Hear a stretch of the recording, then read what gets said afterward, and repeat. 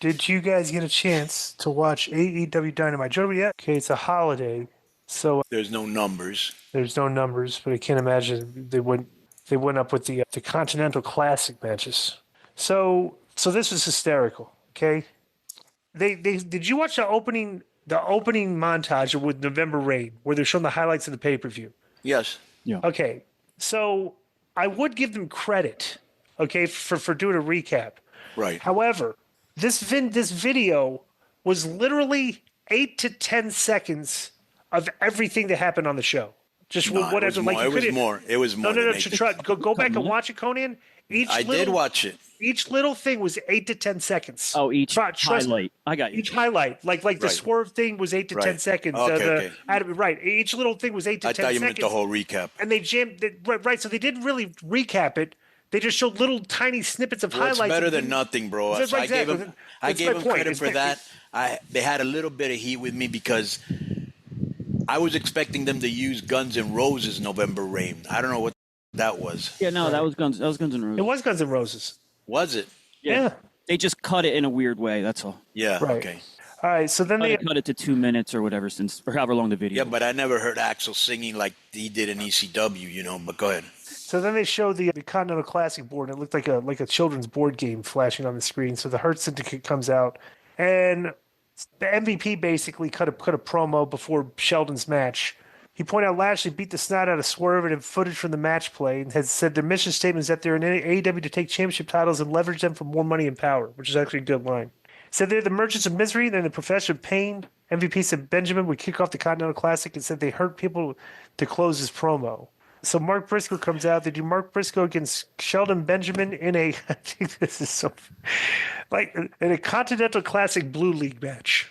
Right. The Blue League match. Right. So Not to be confused with what The gold- other one. Gold League. The gold. All right. Excalibur said the Gold League winner will face the Blue League runner-up, while the Blue League winner will face the Gold League runner-up in semifinals, whenever we get there, okay? At World's End pay-per-view on December 28th, so we got to sit through a whole month of this. Take a while, guess who won? Sheldon I know who Benjamin, won 11 'cause I minutes and saw the 45 match. seconds. All right, so Sheldon Benjamin won. I mean, this is AEW. It's a good, decent match. What you think? Anything? Comment on Well, this? Briscoe bumped for him a lot, which was, he made him look like a beast. I like Briscoe as a person. I like some of his interviews, but he's not interesting to me. But they absolutely love him in the. Do they have a name for their, you know how they have the asylum and all that, or the sickos, right? Right. But I was afraid, because he does this a lot. I was afraid that Benjamin might come in, and maybe I thought Briscoe might beat him. Right. Yeah. So then they did my favorite segment on the show. Tony Schiavone stood on the stage and introduced Mercedes Moné, who walked out with Camille. Moné praised Statlander for proving she's one of the very best in the ring. Schiavone said some were calling the win the women's match of the year. Moné boasted she is the greatest. I didn't see it. The greatest TV champion of all time, and Renee said she showed the entire world that a real woman gets the job right. Manil said Camille can't get anything done right and was about to fire her. Camille, who's still in her arm in sleep, told Monet to shut up and said Monet can't fire her because she quit. She headed the back while Monet threw a tantrum in the fan chanted, "You deserve it." What do you think about Camille's booking so far in AEW? Terrible. They got to her too early. It diluted her effectiveness. Everybody, just about from Sheeta to Statlander to Brett Baker, everybody got to her. That's not much of a bodyguard. And just like I said with Lashley and Swerve, I think her and Monet in a program is way too early. Let me tell you this too. Monet should have had somebody ready to step in and get heat on Camille when she said, "I quit." Yeah, because she's really small. Right. So this whole thing, I'm assuming this angle is not over, but this is actually pretty funny that they built all this up for Monet to say she was going to fire her, but says, "No, I quit," and just throws it down and walks Right. off. I knew she was going to say. Could you done a flatter spot to this Right. angle than that, right? I knew. She goes, "You're fired." I knew when she grabbed the microphone, she was going to, "No, I'm not fired. I quit." But, Yeah, she was just saying. yeah, very flat. So our boys, the Learning Tree, make their entrance. Jericho wore a cowboy hat with the number 9 on it. And Keith had a small potted plant with him. Oh, by the way, they showed a recap of Big Boom AJ beating QT Marshall. So once again, at least they're doing packages. Okay. So Excalibur joked that Jim Ross' attorney already wrote up a cease and desist over Jericho's hat. That was actually one of the only funny lines I've ever heard Excalibur say. Jericho wrestled Tomohiro Ishii. And what did you think about this exhibition? I'm not going to call this a wrestling match because it looked nothing like a wrestling match. Because it was the same thing that they did the first time. They just chop, chop, chop, chop, chop. That's basically it. It's just, bro, for how long did the chops go on? You think where they were just slapping each other? Way too long, bro. Way too long. Jerry, I'm telling you, Jericho's doing the Cactus Jack old ECW angle where he's trying to have bad matches on top of everything he's doing to try to get the people just get more heat on him. You know, Joe, what do you think about that? I think that's a definite possibility. It mirrors that angle pretty much, doesn't it? I mean, almost. Right? He needs more chin locks and headlock takeovers. Right. He should do a spot where he slams the guy in the ring and climbs up to the top and jumps off and puts the guy in a front face lock. Right. That gets heat. You're familiar with the angle, but I don't know if you saw this part. Can you imagine Cactus throws Dreamer to the floor, the people think he's going to get a chair or a frying pan, and instead he gives him the dreaded back rake on the floor. The crowd's like, oh. The back scratch, a Hogan back scratch. Yeah. So Renee Paquette interviews Swerve, who's accompanied by Nana, and Paquette asks Swerve how he would rebuild. Swerve said rebuilding is something he does very well, and Swerve said he figures things out whether he wins or loses, and he's never been hit as hard as he was by Lashley. Then Max Caster walked behind Swerve and laughed at him, and Swerve called him out and asked what was so funny, and Caster said Swerve was funny, and Caster said Swerve lost to the Prudential Center last week, which is the same building where Caster beat him for the AEW Tag Team titles. Then Swerve pushed him against the wall and tossed Caster some production crates and threw punches at him, and they ran into another production crate and kicked him. This is that. I liked this because that's how I think Swerve should have acted like that against his kid for trying to make fun of him. Well, this is actually a pretty decent looking beat up here, you know. I didn't think it was a good. I thought it was all right. Yeah, it was all right. But this is where I will give them credit. Two things: the matches aren't like they used to be, like the first 3 or 4 years where they were trying to stick, 15-pound in a 10-pound bag. Right. They give everything room to breathe. But Caster is one of the only guys that they're taking their time with, because he kept coming out with a jacket that said the best wrestler alive with his partner, right? Right. And then and he'd been doing that, and he was going kind of like off script, and being kind of not to his partner, but just being a general. And his partner would kind of look at him like, and Billy Gunn too. And now he's kind of, now he went and he dissed Swerve. I think they're going to turn him heel and maybe even put him in a program with Swerve. Yeah. Okay, so next, Tony Schiavone introduced Hangman Page. This was actually funny because I didn't see this finish. Okay, I didn't watch a pay-per-view. Excalibur, let me read this because this is actually pretty funny. Excalibur gave an update on Orange Cassidy and said he was injured and recovering from having the cleaning solution poured down his throat after the match. Okay. But what do you think about they poured cleaning solution down his match? And the guy isn't I don't think anything really. Schiavone said Page attacked Wheeler Yuta and still seemingly helped Christian Cage secure his title match, and Page took the mic and shoved Schiavone. Said if Christopher Daniels gets in his way, he will knock him back. He won't get back up this time. And Page said he made a deal and kept up his end. And Page said that if Christian held up his end, then Page would be home tomorrow eating stuffing with the AEW World Championship around his waist. Page said his intention has always been to be the AEW World Champion, and he said it shouldn't have been Swerve, Bryan Danielson, Moxley, and it damn sure won't be Christian. Excalibur said it seemed like the deal was that Page was supposed to help Christian in exchange for a title shot. Then Jay White made his entrance and stood at ringside while asking Page what happened during the match at Full Gear, and White asked what happened during the match at Wrestle Dream. White said Page lost both matches. White said if anyone's going after the AEW World Championship, it would be him.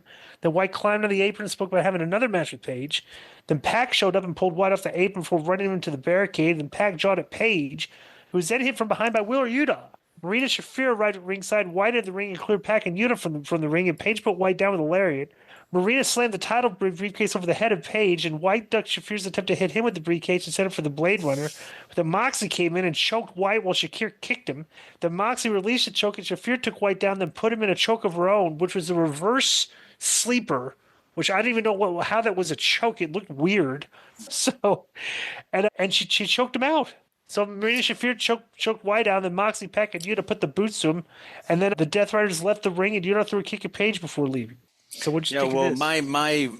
My thoughts on this have never changed since it began till right now. When did this begin? Like 2 months ago or a month? Yeah, like 2 months ago, right? Right. About a month. I'm absolutely not interested. They've done nothing to interest me. They don't come off as intimidating or dangerous.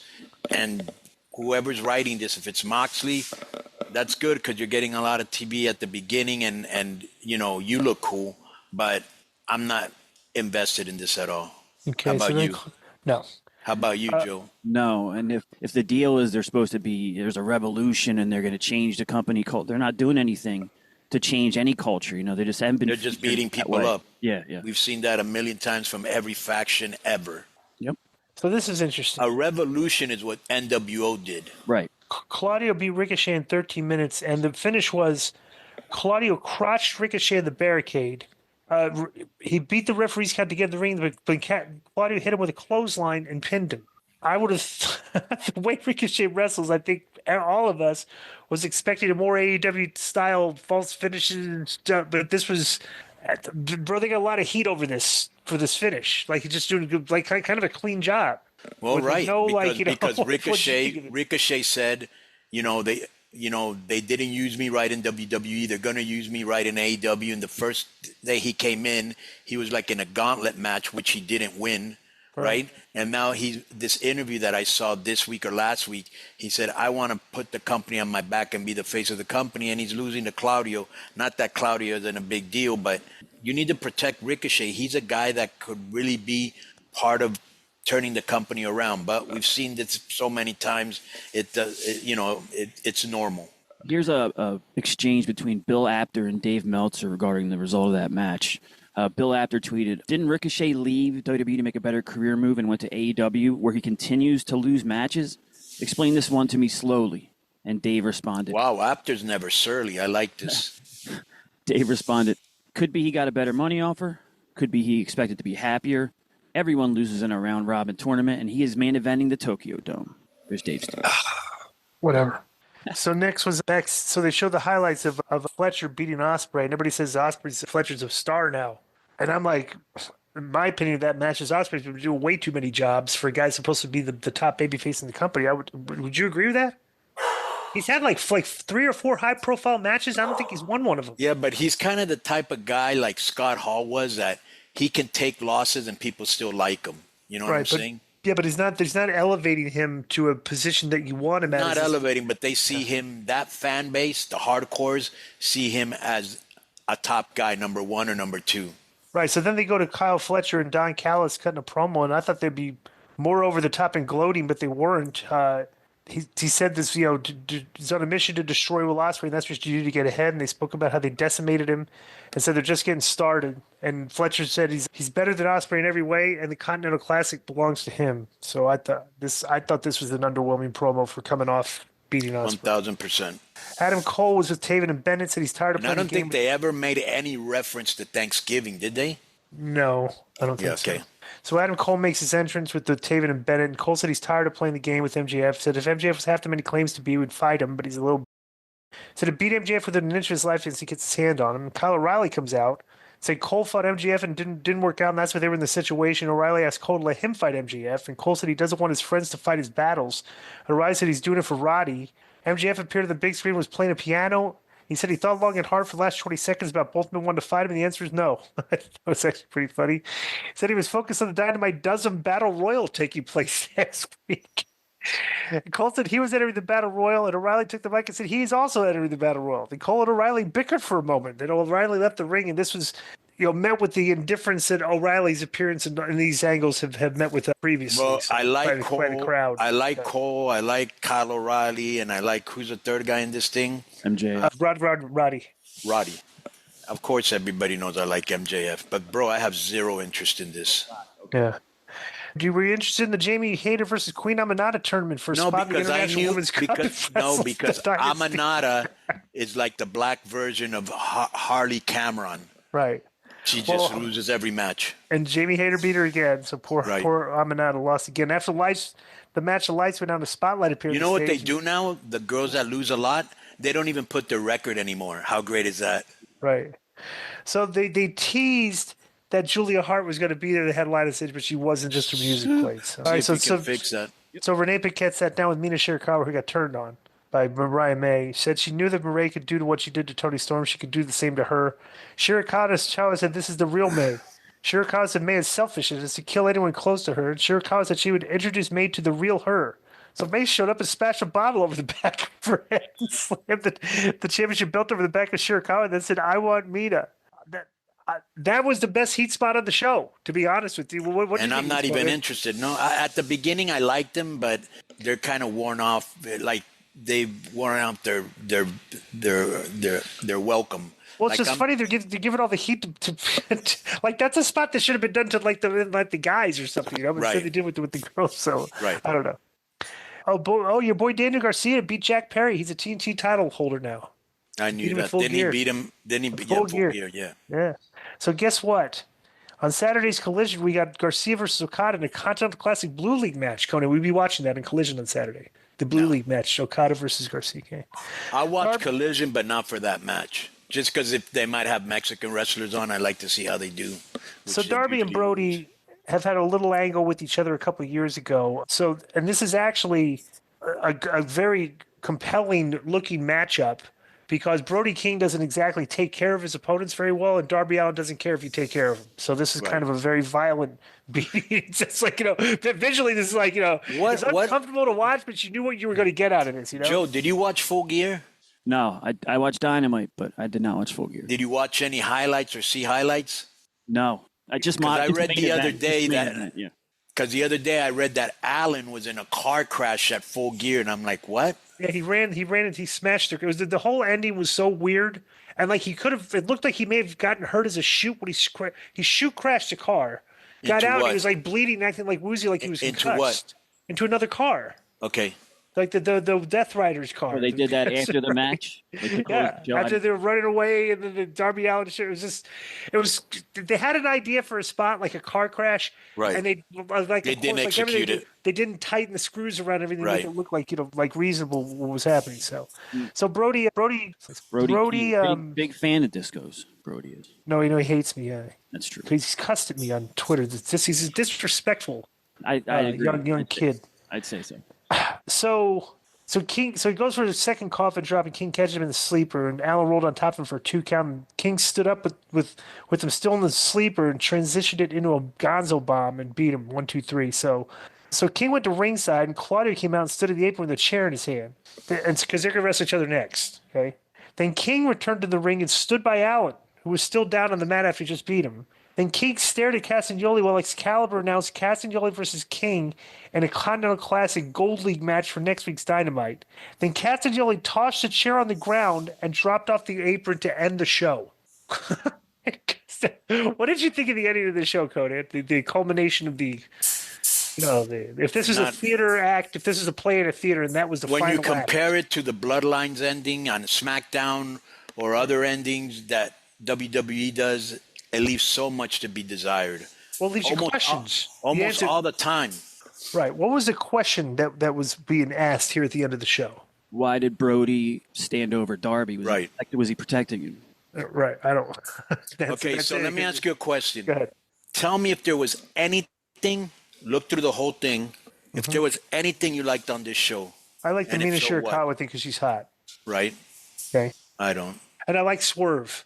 Right. What he did to the Caster kid. They made for character development. I like that. What about you? I like Swerve, character development. I like the Ricochet match. Right. And I don't think I liked anything else. All right. What did you like from Darby Allin? I like anything Darby Allin does. Okay. So what did you like from WWE, the WWE programming for the week? Oh, you mean top 5? Yeah. Okay, wait 1 second. Because I'm going to put I'm putting the Mina Shirakawa thing in my top 5. Yeah, I'm over her. Okay. I'll do my top 5. Okay, go ahead. I liked the Paul Heyman spot. Okay, that was great. I liked the stuff they did with with Cross and Miz. I liked what do you call it? I liked Shinsuke Nakamura's promo. Right. Okay, and I think the best thing of the week was the backstage argument between Kofi Kingston and Xavier Woods. That was the best thing on TV this week. Would you agree with that? That segment was the best thing on TV for execution and when storyline wise. Okay, well you'll hear mine. You saying Punk? Okay, go ahead. What's your number 5 for me was Nakamura, right? Okay. I love those anime videos, and Excellent. it makes him Very feel right. Very professional. That looks like a movie. Right. Like movie quality, Yeah, very good. This will probably surprise you, but I like number 4, Darby, and what's this guy's name? Brody Lee, or what's his name? Right. Brody Well, I like Darby. Just I get uncomfortable watching, to be honest with you. Right. Number 3, Kofi Kingston and Xavier, right? Number 2, that promo by Cody and Owens was, to me, fire. Yeah, really good. That was an honorable mention for me. Right. And, bro, you cannot beat the Bloodline finish. Right. Yeah. So once again, AEW did have a couple spots that got into the conversation this week. So the show, we're not on everything like everything you are, but yeah, they did some stuff that I wasn't too excited with. But that's been our AEW. That's been our TV reviews for the week. Yeah, I'll be interested to see the numbers. Yeah. Yo, what's up? I just want to thank you guys for watching this clip. Don't forget to hit the like button, leave a comment, and subscribe. And join our YouTube membership for hours and hours of exclusive, unedited, uncensored content. And being a member will help you get involved in our upcoming live streams. Thank you for your support. Thank you for riding with us. I know you got a lot of other podcast choices, be it wrestling or other ones. And thank you for picking us. Boom.